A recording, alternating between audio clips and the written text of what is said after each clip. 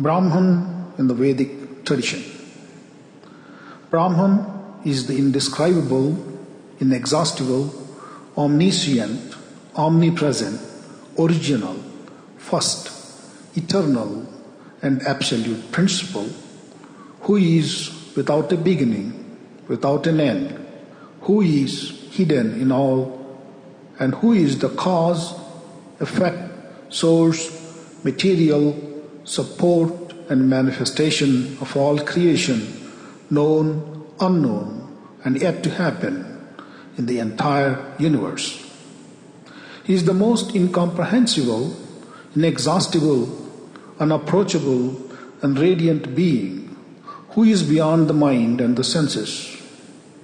He is the mysterious being of vast dimensions, who attracts the attention of intellectual and scholarly minds in all ages, and yet eludes their understanding, intelligence, illumination, and imagination.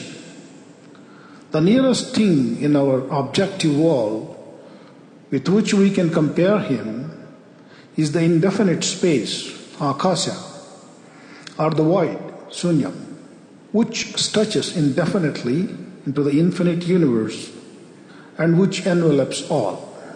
However, Brahman is neither space nor void, but the active, intelligent, self-willed, self-directed, independent, supreme being who upholds, inhabits, and envelops the worlds and the beings as their only source and support.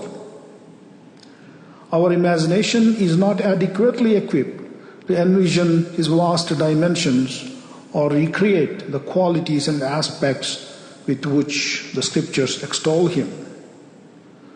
The Upanishads describe him as the one indivisible, eternal, universal self who is present in all and in whom all are present. He resides in the human body as the individual self behind the golden sheath, Anandamaya Kosha, without blemish and without parts.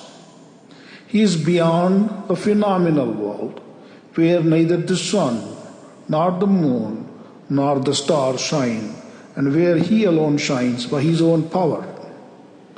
When a seer sees him as golden-hued, he attains supreme equality with him.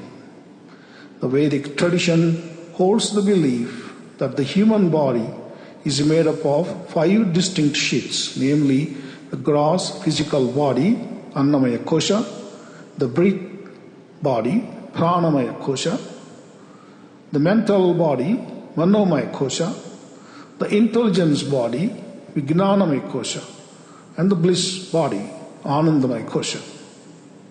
The last one envelops the self and reflects its golden hue. Although the self is held within the city of 9 gates, which is the body, and is subject to the cycle of births and deaths, it remains pure and resplendent, unaffected by the events of the phenomenal world.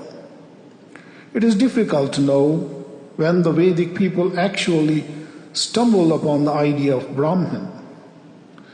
It should have happened in the very early stages of the development of the Vedic tradition, because Brahman was and is still central to the Vedas and the Vedic tradition.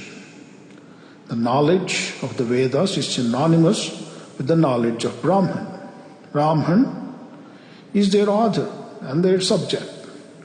Brahman literally means that which expands, uplifts, or goes forth. The Vedic people considered it the power of manifestation hidden in the mantras, which manifested as one chanted them loudly according to a specific rhythm, accompanied by specific rituals.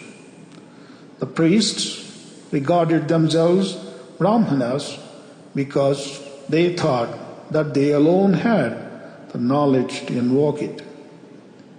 In the performance of the sacrifices, they laid great emphasis on the procedure as well as the correct pronunciation of the chants, because they believed that Brahman worked wonders when they followed the rules strictly and maintained ritual purity. In sacrifices, correct pronunciation of the subtle sounds and syllables in the mantras was of vital importance because the power hidden in the speech, walk, manifested correctly when the breath hidden in the mouth was released properly with sound. They also believed that the same power which moved through the sacrifices also rested in the heavens and in gods and connected them with humans through space and time.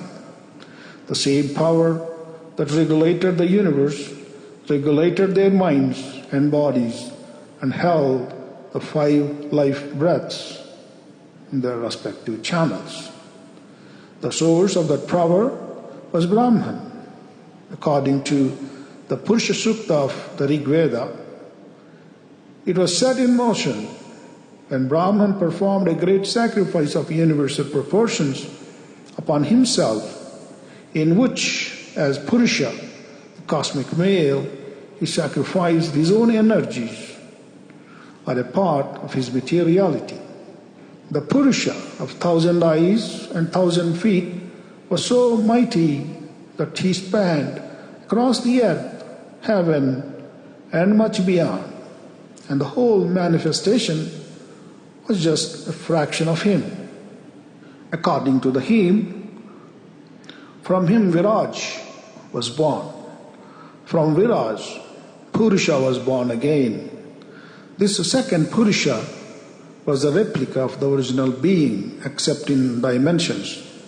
He is described in the Vedic scriptures as Brahma or Prajapati, Lord of beings.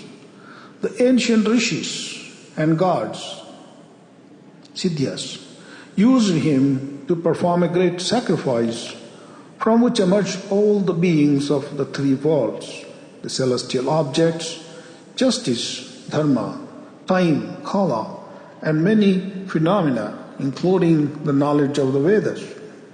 According to the Purusha Sukta, therefore, Brahman is both the efficient and material cause of the universe.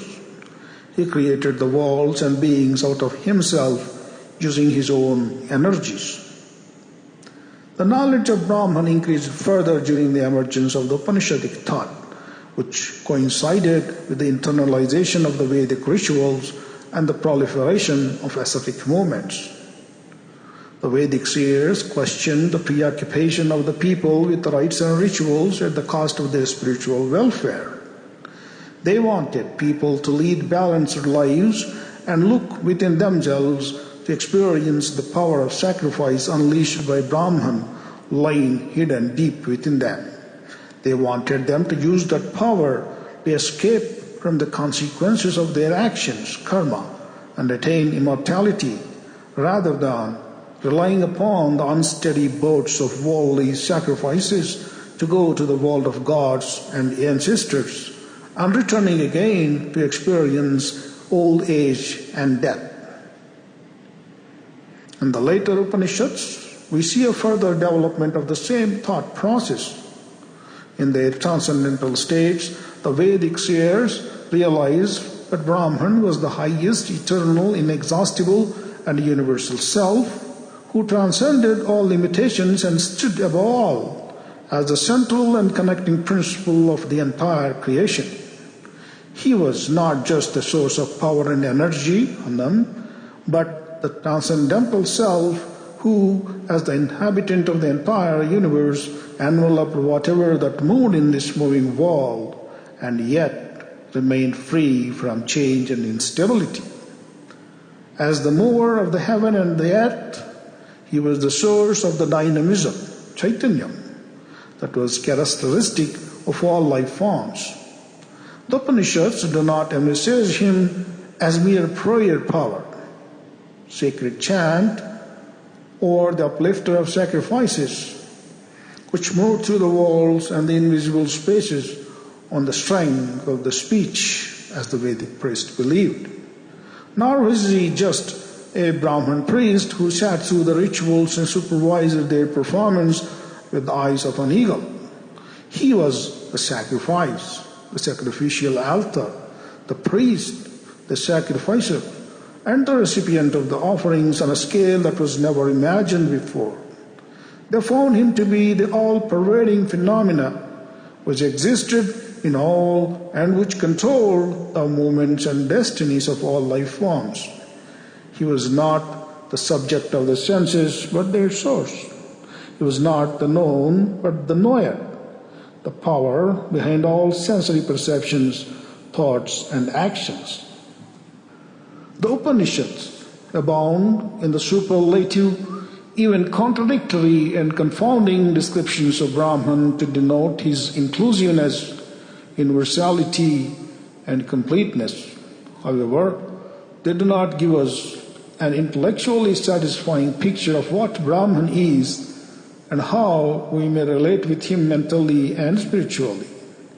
One may read the Upanishads 1,000 times and yet may feel trouble with the doubts and questions about his essential nature. Even after years of study, scholars find Brahman beyond their intellectual grasp.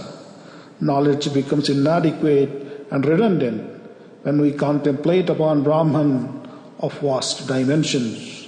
The only way we can gain an insight into Brahman is through personal experience, which comes only after years of dedicated practice and inner transformation.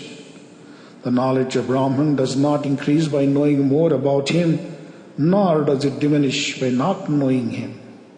It is the sacred knowledge which manifests itself when the mind is asleep, when the senses are withdrawn, and when we are no more bound to the boundaries of our waking consciousness. Since neither the mind, nor the senses, nor the intellect goes there, we do not know whether we know him or not. If we think that we know him, probably we do not. As the Katha Upanishad declares, he is attained only by those who are ready for the journey of whom the self chooses.